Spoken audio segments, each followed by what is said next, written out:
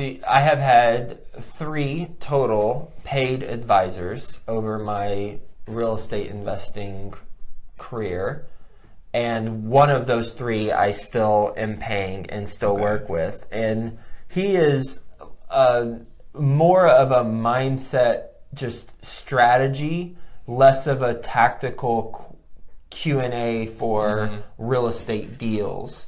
I have a network around me with people who have more experience than I have on real estate deals. My business partner has been in the industry, Frank, longer than I have been in the industry, and he has, quite frankly, more relevant experience in asset management and underwriting, and so he's also someone who is on my team, and we're partners. As far as how to find the best real estate mentor or consultant, there's really only one way, and that one way is through a word of mouth referral. That's it. And how I found my 3 were not through word of mouth referrals, and I'd say the first 2, pros and cons, and the third one, pro, but I found him through the Tony Robbins program. And so through that program, I watched Tony Robbins' video on his TED Talk video. Then I had heard from other people who I knew that the Tony Robbins program was a good program. And so I guess secondarily, it was through word of mouth, but no one directly said, go talk to this person, but it was through a program that I already heard good things about. As far as why I say word of mouth referral is the only way, well, that's the best way to qualify someone. If you go through someone who you already know and they're like, yeah, it's worked well for me, you should check this out too.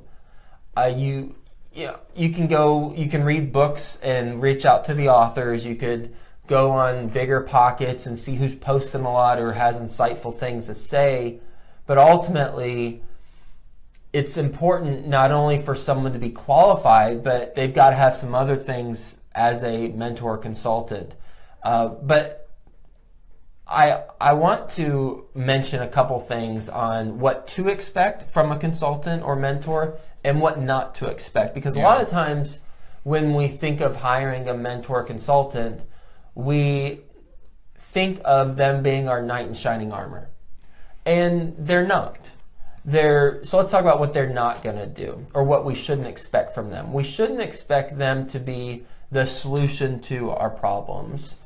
We shouldn't expect them to have a done-for-you program where, oh, you sign up with me and I got it all taken care of, don't you? Or you sit back, you hang out, and you just follow this thing and be semi-engaged, and you'll be a millionaire. Because that's just not true. And if it is true, best case scenario, let's say it's 100% true, then when you become a millionaire through that type of program, well, I'll just ask you, what happens to most of lottery winners 10 years later? They lost it all? They lost it all, or worse. Or worse. or they're dead. Most likely much worse. Yeah, most likely much worse. Unless you improve yourself along the way, regardless of what chunk of money you receive, you're going to be back to where you started or worse. So even if it is a quote-unquote done-for-you program, end quote, then you're still going to be where you were, but it's going to be, you're going to have less years of your life to figure it out. Yeah. So don't look for the done-for-you programs. If someone promises it, even if they're telling the truth, which you're likely not, you're going to be worse off. Instead, here's what you should expect from a program. You should expect someone to have expertise in the subject matter that you're looking to get better at. You should expect someone who is actively doing that. that subject matter. So if it's apartment investing, when's the last time they closed? If it's wholesaling, how many wholesale deals do they personally do? Not their students, do they personally do? If it's fix and flips, same thing. Note buying, same thing. There should be a system, but it's a proven system that others have replicated through implementing the system. Not done for you, but a proven step-by-step system for how to do it. You should expect to have an ally for your business, for your transactions, and most importantly, you should expect to have an ally who you can selfishly talk about what you need help with and not feel guilty for only talking about what you need. And that's key, because a lot of people, or I don't know about a lot, but some people have the mindset, I don't want to pay for a consultant. And that's cool, I get it, whatever. There's no one path.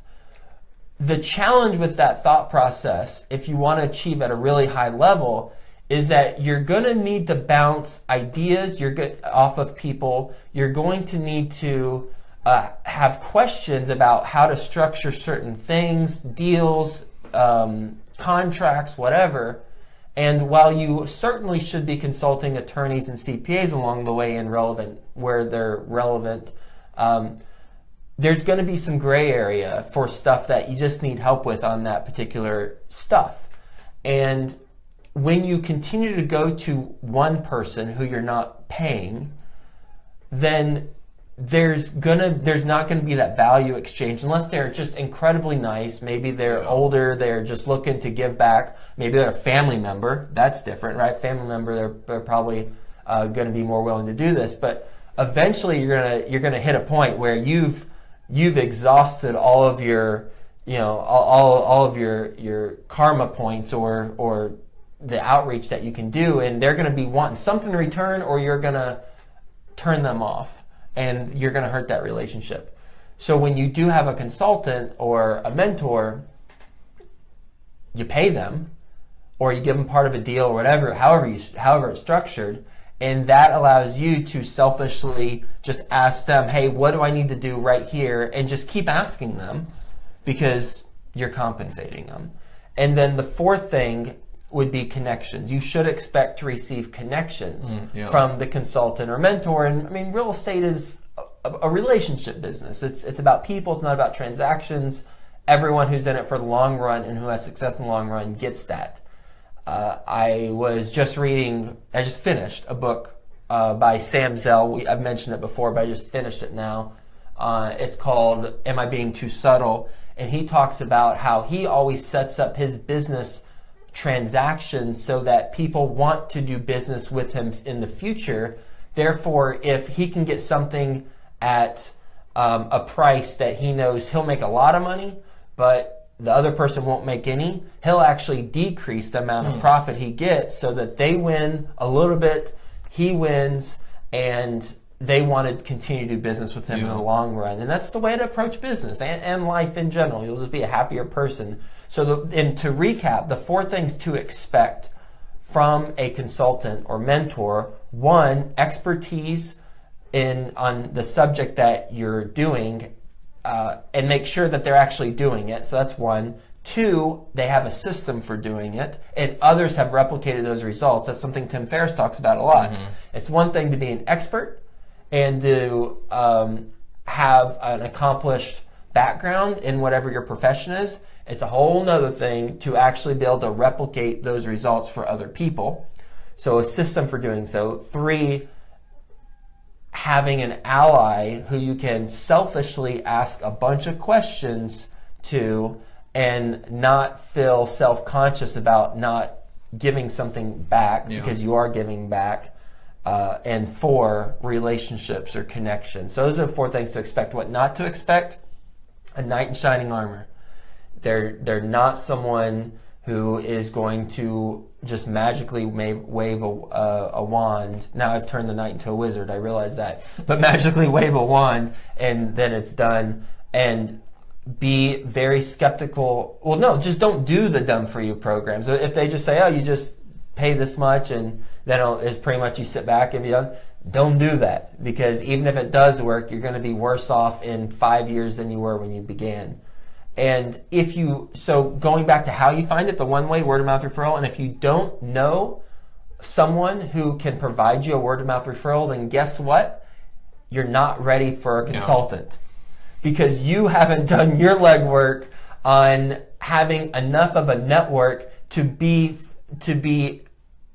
integrated or involved in that industry. If you don't know enough people in that industry where people can't say, oh, you should work with so-and-so, then you're not ready for that mentor step anyway. You need to work more on the foundation of the business, learn more about the fundamentals, and attend more meetups and attend more seminars and conferences about whatever you're focused on.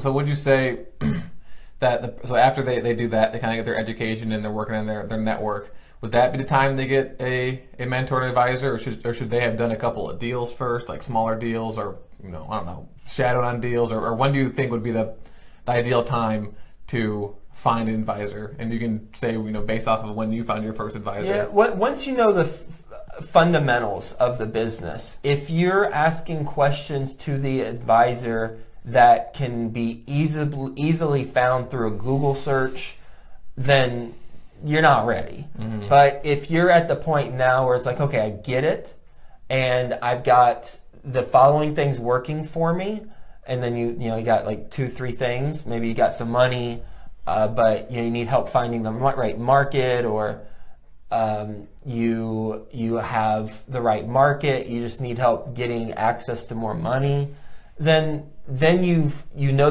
but you know how to run the numbers, you know the fundamentals, then I'd say it's time. Basically, one of my favorite books is The Road Less Traveled by Scott Peck, and he's a psychologist.